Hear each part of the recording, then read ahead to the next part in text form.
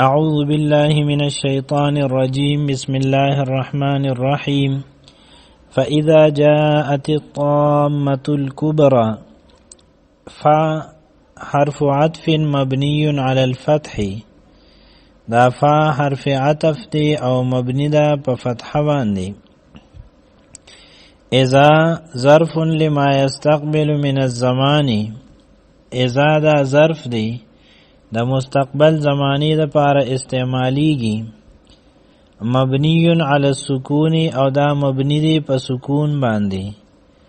متضمن معنی شرط او دا اذا متضمن دی معنا د شرط لره او د دینه بعد کې دا جمله چې دا نو دا شرط دی او وجمله جاءت في محل جر باضافه الظرف الیها او دا جمله چې جاءت الطامه الكبرى فعل فاعل دی نو دا جمله دا په محل د جر کې دا او دا مضاف الیه دی د اذا د پاره جاءت دا فعل ماضی دی او مبنی دی په سکون باندې او دلته کې په کسره د التقاء ساکنین د وجه نه راغلی ده ځکه د دین بعد الطامتو کې الف لام دا حمزه چې دا حمزه وصلی ده او په درج د کلام کې دا ساقط کیږي کله چې دا ساقط شو نو جاءت کې تا ساکنه او په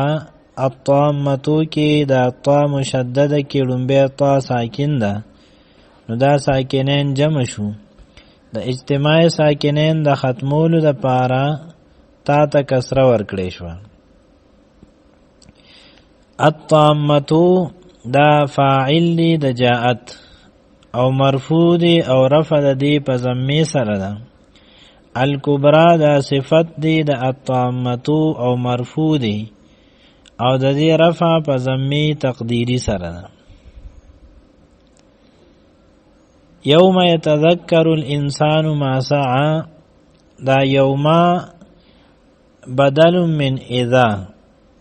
بدل بعض من كل دا بدل لی دا اذانا او بدل البعض دی او وجملة يتذكر في محل جر بالاضافة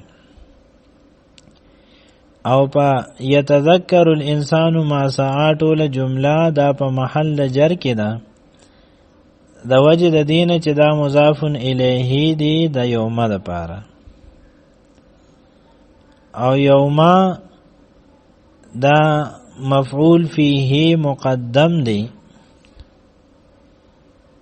او منصوب دی او د دې نسب هغه په فتحی سره دی یتذکروا فعل مضارع مرفوع دی او د دې رفع په ضمه سره دا کوم چې پرا باندې ده الانسان دا فاعل دی او مرفوع دی او د دې رفع په ضمه سره ده ما دا اسم موصول دی او منصوب دی محلن ذکر دا مفعول به دی د یتذکرو د پاره او دا مبنی دی او مبنی دی په سکون سره سعى فعل ماضی دی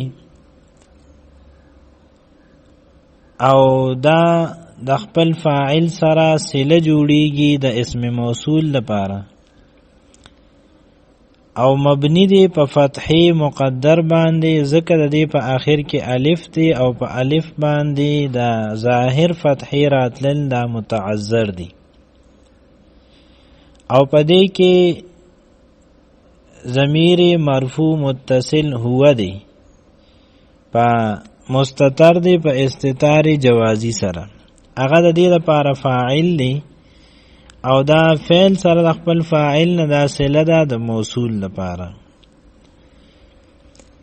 وبرزت الجحیم لمن یراک و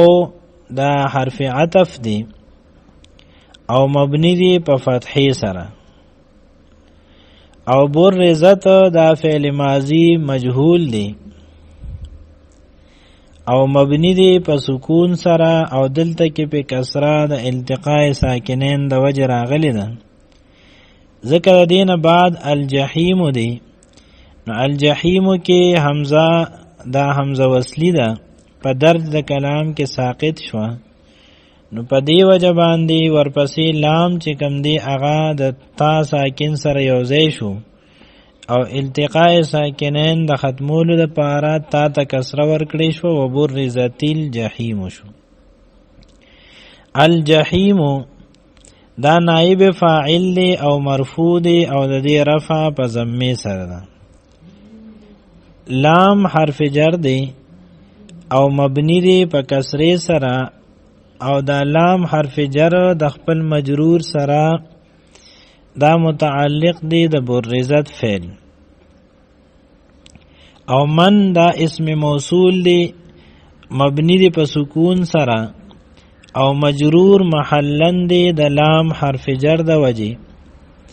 یرا دا فعل مضارع دی او مرفوع دی